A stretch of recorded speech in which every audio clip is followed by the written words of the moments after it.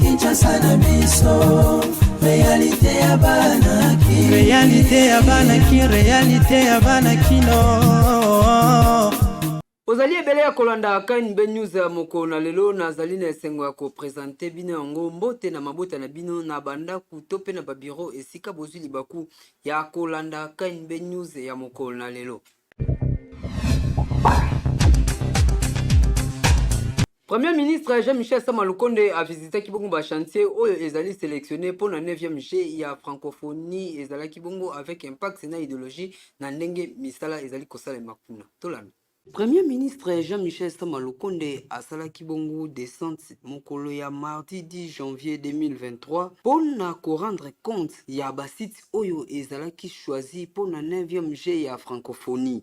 Nous sommes ici dans le cadre des suivis, des travaux qui sont exécutés dans le cadre des 9e Jeux de la francophonie qui vont se dérouler ici à la fin du mois de juillet, au début du mois d'août de cette année 2023 à Kinshasa. Ce sont des jeux que nous avons voulu accueillir selon la volonté de son Excellence Monsieur le Président de la République pour non seulement le rayonnement de la francophonie dans ce pays qui est finalement le plus grand pays francophone du monde, et puis à côté de cela avoir cette grande fête de la jeunesse, surtout dans ce message d'espoir que nous devons donner indépendamment de tous ces défis sécuritaires que nous avons particulièrement à l'est de la République démocratique du Congo. 9e G ya francophonie ekosalema awa na République démocratique du Congo ezalaki na basit oyo ezali déjà choisi yango na chef ya gouvernement premier ministre Jean-Michel Sama Lukonde accompagné na quelques membres ya gouvernement pena ba officier ya la police na gouverneur ya ville ya Kinshasa pona ko se rendre compte ndenge nini misala ezali kosalama na basit oyo baponaki awa na Kinshasa. Visite esalama Kibongo na stade de Martyr na Tata Raphaël esika wapi chef ya gouvernement a visité ki pe a confirmé ki évolution ya ba misala. Esengeli toyeba G ya francophonie ekosalama na fin ya mois ya juillet 2023 awa pe na début ya août et kozala awa na République démocratique du Congo précisément na Kinshasa avec impact na idéologie. Boyene ezalaka kosala suivi ya misala poso kite to kosimba touche awa na ba responsable oyo bazalaka awa na République démocratique du Congo ezalaka pasi pe mawa na yango tango eloko ebimi il faut kosala suivi pona ko s'assurer que misala ezali kosala mamalamu évolution ezali kokende kitoko boyende ezalaka. Oui. Gouverneur ya Lualaba Richard Muyej Manguese Mans a démissionné bongo na poste na ya kozala gouverneur ye alobi atiki po élection esalama avec impact na idéologie. A démissionné na poste na ye ya kozala gouverneur ya Lualaba ye nani Richard Muyej Manguese Mans oyo azalaki gouverneur ya Lualaba kasi na ndenge ya belaka azalaka autorisé ya kokende kozwa baswe na étranger kasi uta kozonga na ye ti lelo yo Richard Muyej azonga nanu te pona ko travailler na poste na ye esika wapi azalaki assisté epai ya madame Fifi Masuka esali bambula déjà ebele oyo Richard Muyej a travaillé à Kalisoussou. Mardi 10 janvier 2023, Richard Muyej a déposé des missions à Yé Nanzela à lettre et pas y a vice-ministre, il y a primature, ministre, il y a intérieur pour na kolobaete a démissionné à Zalina soutien na poste ya kosala na poste wana. Loko la gouverneur ya Lualaba a démissionné, gouvernement na ye mobimba ba démissionné pour mon continent bango azali les sous-souté. Toyebite loko la etikali kaka inane. Peut-être ba ko asime ba intérim ya misala oyo etikali pona ko continuer tito komaka na ba élection gouvernement mususu ya mboka oyo mboka elengi. Oui. Chef d'état-major ya Force armée ya République démocratique du Congo Christian Chiwewe akomaki bongo na Goma pona kolandela ba situation nyonso tu ndenge makambo zali koleka kuna pona koyeba ba militaire oyo bazali actif kuna pe ko transmettre bango message oyo euti epa ya chef de l'état Félix Antoine Tshisekedi Tshilombo tolanda ba détail. Chef d'état-major là.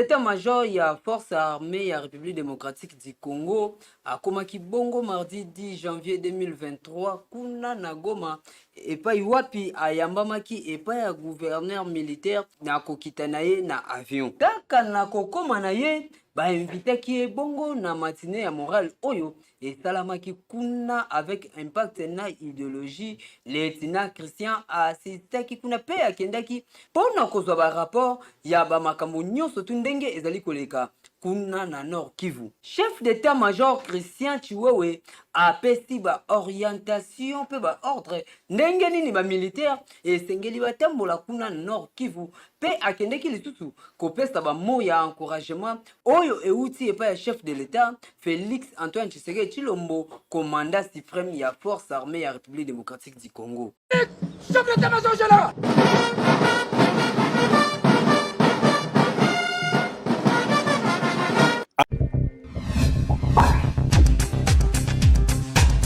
Vice-gouverneur ya ville ya Kinshasa Koko Mulumba a continué le misala ndenge kaka babandaki yango mukolo ya lobi ti lelo ye azali ko continuer kosalisa misala kuna na indu abengani ba mama oyo ba créaki marché pirate libanda azongisi bango na kati ya marché tolanda ba détail avec impact na idéologie. Kinshasa bopeto misala ezali ko continuer kaka na ndenge ezalaka avec impact na idéologie après avoir ko bengana ba marché pirate na boulevard Lumumba na kolongola ba épave nyonso tu ya mituka oyo ezalaka tout au long ya boulevard Lumumba. Vice-gouverneur ya ville ya Kinshasa Koko Mulumba a continué musala awa esika wapi akei kozongisa batu nyonso tu oyo batika wenze ya indu bakoma koteka teka na bango kaka na balabala pona kosalir mboka kaka ebima salite kasi ye akendeki kuna azongisi bango nyonso tu na kati ya wenze. Yoka vice-gouverneur ya ville ya Kinshasa ndenge azali koloba. Eloko ozopesa mwa makasi ya koleka susu ntango bato bazokosa ke toza na année électorale il faut totika bato ici awa mpe toza na wenze ya indu azwa amona bato bakima wenze ya monene na kati mpona koteka libanda tozwi bango tozongisi bango so bango so mpe bakoki baplace mpe etikali ezaka bato baninga kozala libanda mpona kokambela mpona kosalir mboka mais ntango bino baoyo ya bamauvaise langue ozolobaki o toza na année électorale donc totika mpe bakoluna bayiba baboma bato igf mpasa so mosala te mpasi toza na année électorale wana eza bato baloba ya bato bazanga base boyebaka faci aza na base moko blende nga mpe nazoloba age machine naza na base blende tokopesa ye bavoi akozwa yango ebele nga mpe nakozwa yango blende na beton armé. Ah oui, koteka ebongaka na kati ya wenze kasi na balabala te ezali koteka image ya mboka na ndenge ya bien te pour Kinshasa ezali capitale esengeli ezala propre na yango bomoni misala o ezali kosalama ya kolona ba pelouse pe ya assainissement awa kotona kimbateke misala ezali kosalama kitoko avec impact na idéologie et pas ya gouverneur Gentini Ngobila Mbaka na vice-gouverneur na ye Koko Mulumba. Oui.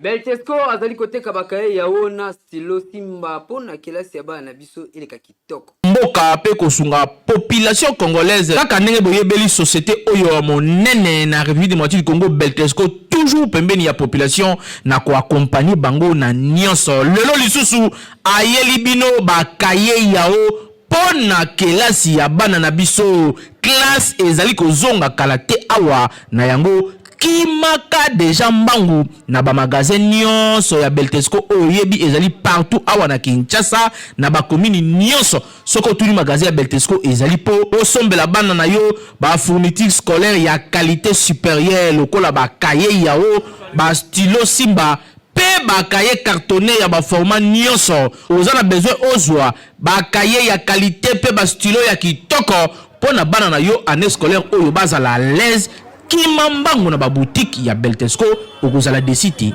responsable, maman responsable, bande kono so baso ngaba na po baso na classe. Betosco comme mesano, amé bino bakaye kitoko babengi bakaye ya uya betosco o ezali bakaye réussite.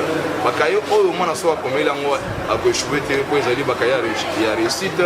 Bakaye o couverture ezali makasi, ba papier ezali pembe, ligne page ezali kitoko et puis surtout beteni ezali sur kitoko makasi. O ya magasin na biso ya betosco ezana zone monene, o soma ba stock no so bolingi, o kena ba point de vente nyo so ya betosco, l'intérêt à payer na ba succursale pourquoi pas awa la Kinshasa ba distributeur, bo soma ba kaye kitoko o ezali ba kaye ya uya betosco.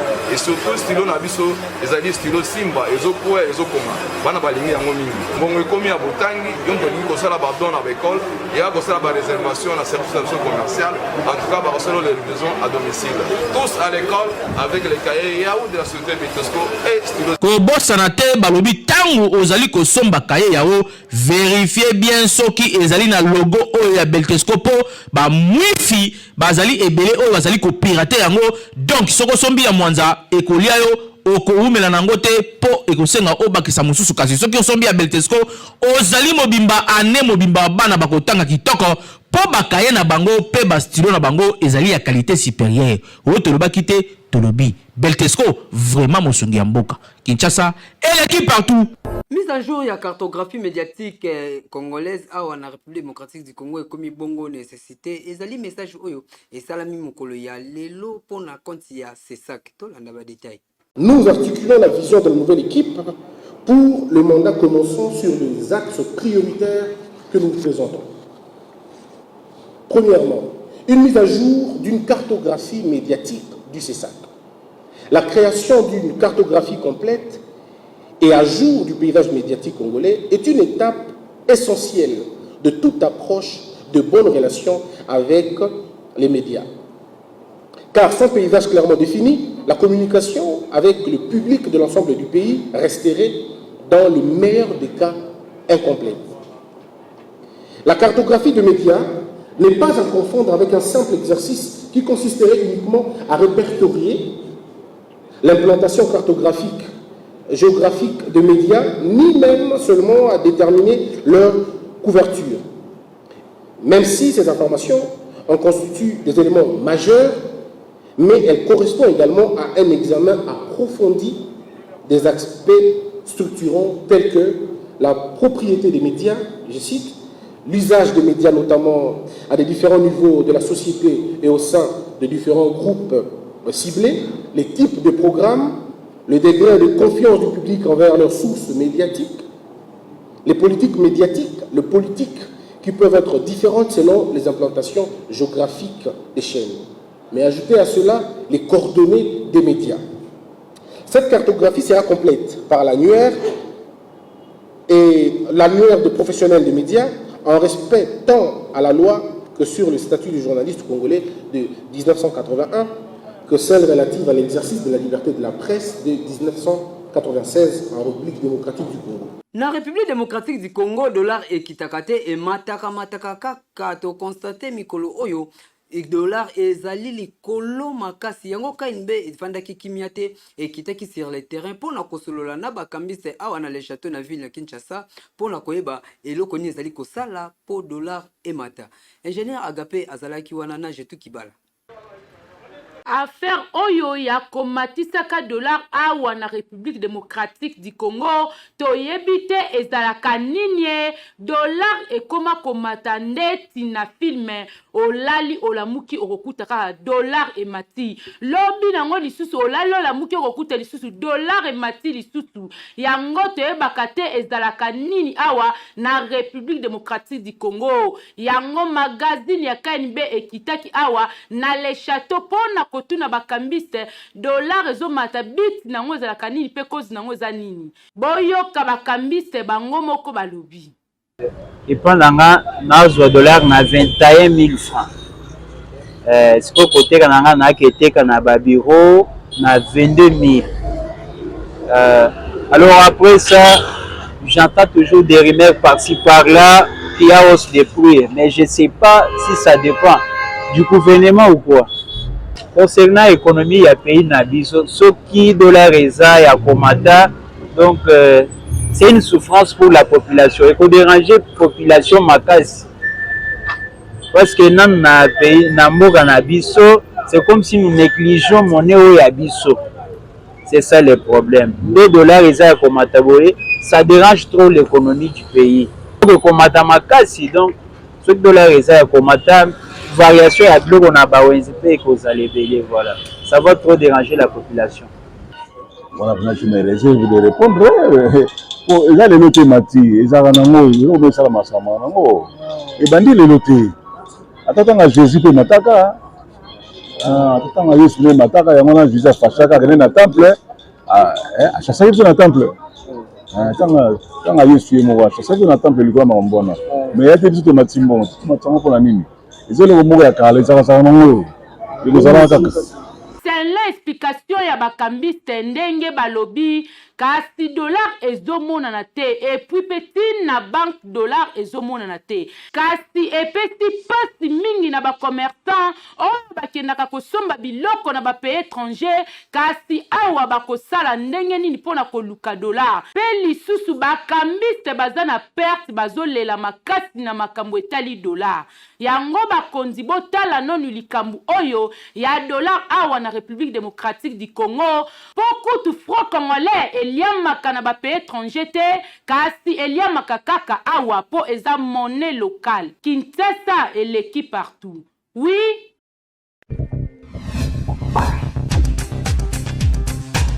Culture ya République démocratique du Congo, musique ezali ko matamata kaka mwana mboka oyo azali ambassadeur culturel Dadju akobeta bongo le 13 na ouverture ya chani oyo ezali bongo kuna na Algérie. Musique ya République démocratique du Congo ezali kotombwa matombwa makaka na monde entier avec un pacte na idéologie mwana mboka oyo azali ambassadeur culturel ya République démocratique du Congo Dadju azali bongo invité na 7e édition ya CHAN oyo kobeta makuna na Algérie yende azali wana pona ko agrémenté na ouverture wana ekosalema mokolo ya vendredi le 13 janvier 2023 kuna avec impact na idéologie na stade Barak Nelson Mandela ezali stade oyo etonga misika ezali na capacité ya 40 000 personnes esika wapi mwana mboka Dadju akokende ko représenter musique congolais kuna kaka ndenge ezali lokola azali ambassadeur tozali sir akobeta avec impact na idéologie ndenge kaka ezalaka pona ba congolais oui.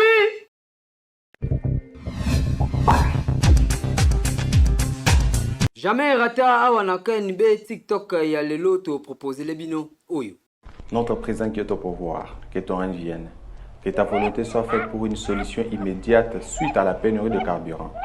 Donne-nous aujourd'hui des nerfs solides pour se disputer les bus, soit les pieds des athlètes pour marcher en cas de manque de transport. Pardonne les ministres d'hydrocarbures, comme ses propres enfants n'utilisent pas les transports en commun. Comme nous pardonnons aussi les chefs du gouvernement pour tout ce qu'ils lui payent comme salaire chaque mois.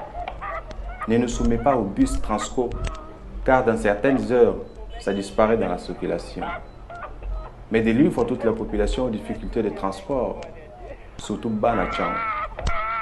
Car c'est à toi qu'appartient le pouvoir de confisquer la Jeep climatisée du ministre de l'hydrocarbure, même pour un mois, pour qu'ils vivent le quotidien de la population. Surtout la Jeep de Mbosso. Merci na fidélité bopona pona KNB a informa kabino chaque jour bozalaki ebele ya kolanda édition ya lelo ngai nazalaki na sengo ya ko présenter bino tika ete kimia na nkolo Yesu et accompagner biso na mabota na biso tokutani bongo mikolo ezali koya Magazino